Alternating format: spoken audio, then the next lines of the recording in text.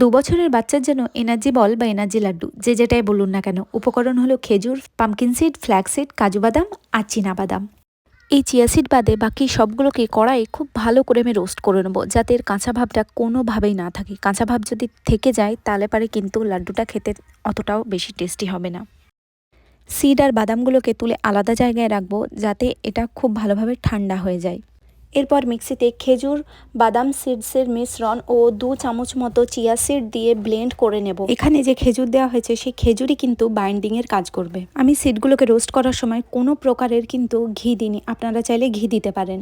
এই মিশ্রণটা পাউডারি করার কোনো দরকার নেই, একটু কিন্তু দানা দানা থাকবে। এরপর ব্লেন্ড করা পুরো মিশ্রণটাকে একটি থালাতে নিয়ে হাতের সাহায্যে লাড্ডু পাকাতে হবে। আমি কিন্তু এখানে কোনো প্রকারের ঘি বা তেল ইউজ করিনি, আমি যে চীনা বাদামটা দিয়েছি সেখান থেকে কিন্তু তেল রিলিজ করেছে। সত্যি কথা বলতে এই এনার্জি বল বা এনার্জি লাড্ডু আমার বাড়িতে কিন্তু সবাই খায়, ওর বাবা থেকে শুরু করে আমি, এনায়া তো স্ন্যাক্স এই লাড্ডু পেলে পারে ওর আর কিছু চাই না। বাচ্চাকে কোনো ধরনের চকলেট না দিয়ে যদি এ ধরনের এনার্জি বল বাড়িতেই বানিয়ে দেওয়া যায় তাহলে পারে তো খুবই ভালো। ভিডিওটি ভালো লাগলে লাইক দেওয়ার একটি অনুরোধ রইল। ধন্যবাদ।